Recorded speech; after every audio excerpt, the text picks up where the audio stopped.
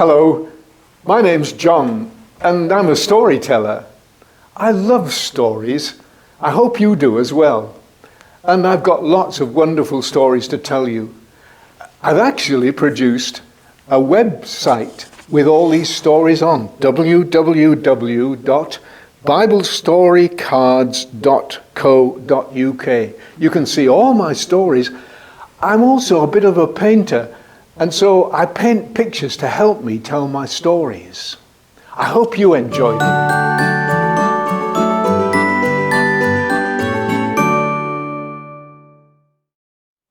Hello everyone, my name's John and I'm a storyteller. I love telling stories, and the best stories of all are from the Bible. And those that are the best of all are the stories that Jesus told. Parables, we call them. They've all got a meaning to them. And you've got to just listen to the story and then try and find out what the meaning is. Well, here's another one of those parables. First of all, I'm going to ask you a question. You've all seen a building site, haven't you? Somebody building a house. Well, let me ask you this question. Which do you think is the most important part of the building? Do you think it's the roof? Well, you'd soon get soaking wet, wouldn't you, in a storm if you had no roof on the house, so you really need a roof, don't you? That's so important. But of course, if you didn't have a door, you couldn't get in and out, could you? So the building would be useless then. And if you didn't have windows, what a miserable place it would be to be in a house without any windows. It'd be too dark. And of course you need walls around you to hold the roof up. Which one do you think is the most important? None of them. There's something else that's far more important, and it has to happen when builders are putting up a house long before they can put up walls or doors or windows or a roof. Wonder if you've guessed what it is. Right under the ground, you can't see, are something called foundations. And they've got to be strong and firm so that the rest of the house can stay standing. Well, that's what the story's about. But I've got to go a bit further on before I get to the actual story. Where I come from, in Yorkshire, there's a little village, and it's called Aldeburgh. And it's about 15 miles from where I used to live in Hull. And we used to get on our bikes and we used to have a bike ride to Aldeburgh by the sea. And about 100 metres from the sea, from the cliffs, was a building. It was a Coast Guard house, and we used to leave our bikes there and then walk the rest of the way to the cliffs, go down the cliffs, onto the sand, into the sea, have a great time, have our picnic there. But the last time I went to Aldeburgh, this is what I saw. The Coast Guard house, instead of being 100 metres from the cliffs, was halfway down the beach. Because the North Sea had come in year after year after year and taken part of the cliffs away. And because the cliffs were only made of mud and soil, well, they just washed away with the sea. But there's another place near there, a bit further up actually, and it's called Flamborough Head.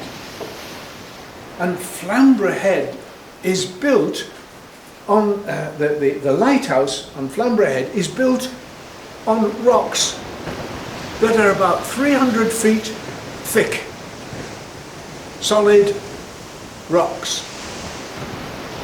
And that lighthouse has been there for 200 years.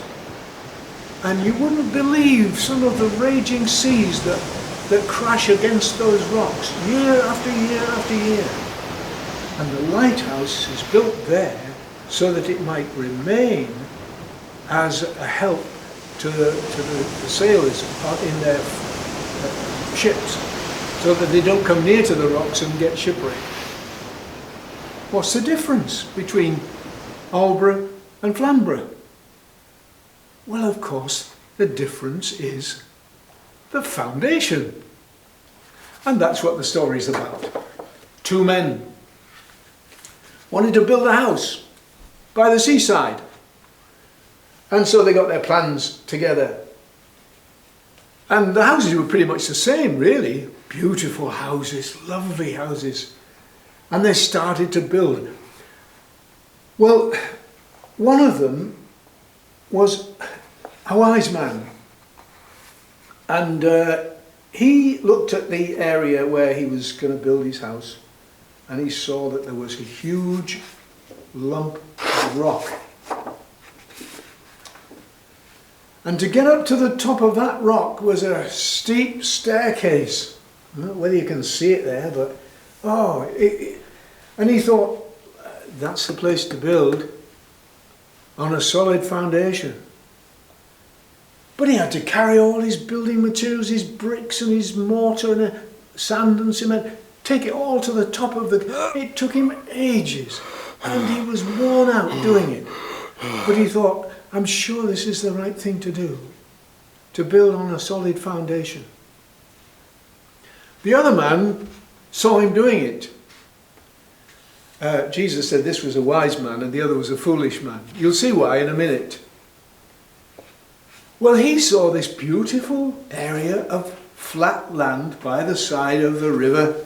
And he thought, I'm not such a fool as to go up to the top of that rock. I'm going to build my house down here. It'll only take me half the time. So he started building. And by the time they'd finished, both houses were built. Beautiful houses. Lovely houses. But you know, that night, a terrible thing happened. There was a storm. Such a storm that had never been. Lightning crashing, thunder roaring, rain pouring down, floods rising. And there were the two houses, one on the top and one at the bottom. The next morning, the house that was built on the sand was destroyed. It just came crashing down. What about the other one?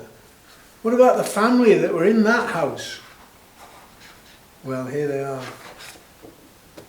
safe and sound, because they'd been wise enough to build their house on the rock.